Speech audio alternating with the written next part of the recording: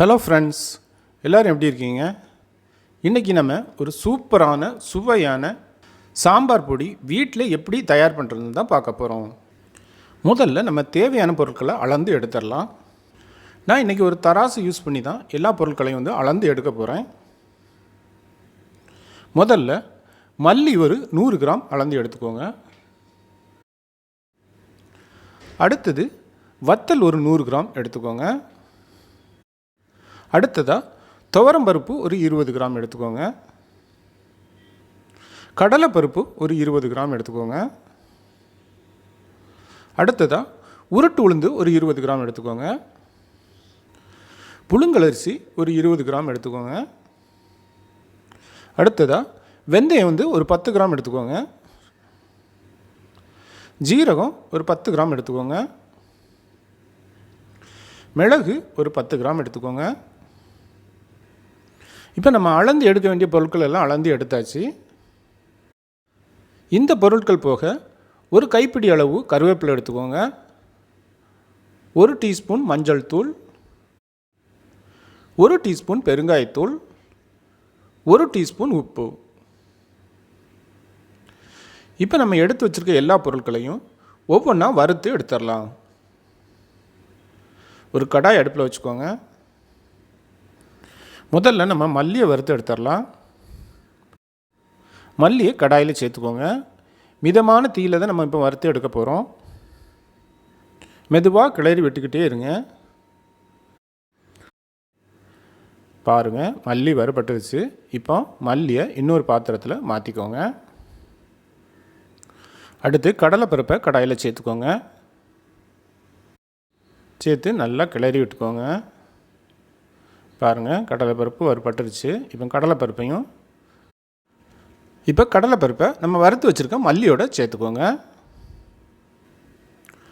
அடுத்து துவரம்பருப்பை கடாயில் சேர்த்துக்கோங்க. பாருங்கள், துவரம்பருப்பும் வறுபட்டுருச்சு. இப்போ நம்ம துவரம்பருப்பையும் நம்ம வறுத்து வச்சுருக்க பொருட்கள் வச்சுருக்க பாத்திரத்தில் சேர்த்துக்கலாம். அடுத்து உருட்டுளுந்த கடாயில் சேர்த்துக்கோங்க. பாருங்கள், உருட்டு உளுந்தும் வறுபட்டுருச்சு. இப்போ அதையும் அடுத்த பாத்திரத்தில் மாற்றிக்கலாம். இப்போ புழுங்கலரிசியை கடாயில் சேர்த்துக்கோங்க. இதையும் மற்ற பொருட்கள் வறுத்தது போல் வறுத்து நம்ம அடுத்த பாத்திரத்தில் சேர்த்துக்கலாம். அடுத்து மிளகு கடாயில் சேர்த்துக்கோங்க.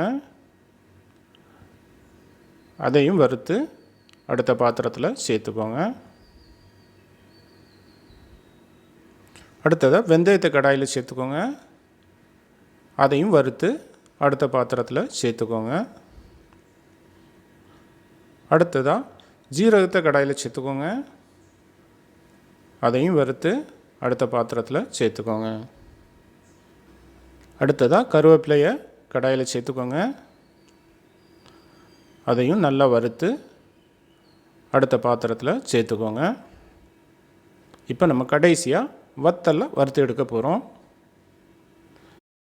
வத்தலை கடாயில் சேர்த்துக்கோங்க. நல்லா கிளறி விட்டுக்கிட்டே இருங்க. பாருங்கள், வத்தல் ஓரளவு வறுபட்டுருச்சு. இப்போ வத்தலையும் எடுத்துடலாம்.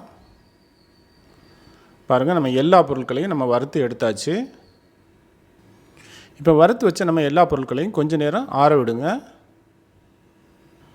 ஆறுனதுக்கு அப்புறமா எல்லா பொருட்களையும் ஒரு மிக்ஸி ஜாரில் சேர்த்துக்கோங்க. நான் இன்றைக்கி 1.5 லிட்டர் மிக்ஸி ஜாரில் தான் அடித்து எடுக்க போகிறேன். ஒவ்வொரு பொருளாக உள்ளே சேர்த்துக்கோங்க. பாருங்கள், வத்தலை முழுசாக உள்ளே சேர்க்க முடியலை. இப்போ நம்ம ஒரு அடி அடித்து எடுத்தோன்னா அதுக்கு பிறகு நம்ம மீதம் உள்ள வத்தலையும் உள்ளே சேர்த்து அரைச்சிக்கலாம். இப்போ நம்ம மீதம் உள்ள வத்தலையும் உள்ளே சேர்த்துக்கலாம். சேர்த்து நல்லா அரைச்சி எடுத்துக்கலாம். பாருங்கள், அரைச்சி எடுத்தாச்சு. பாருங்கள், நம்மளோட சூப்பரான சுவையான சாம்பார் பொடி வீட்டிலே நம்ம தயார் பண்ணியாச்சு. இந்த மாதிரி நீங்களும் வீட்டில் ட்ரை பண்ணி பாருங்கள். இந்த வீடியோ உங்களுக்கு பிடிச்சிருந்ததுன்னா சப்ஸ்கிரைப் பண்ணுங்கள், ஷேர் பண்ணுங்கள், லைக் பண்ணுங்கள், கமெண்ட் பண்ணுங்கள். தேங்க்யூ ஃபார் வாட்சிங்.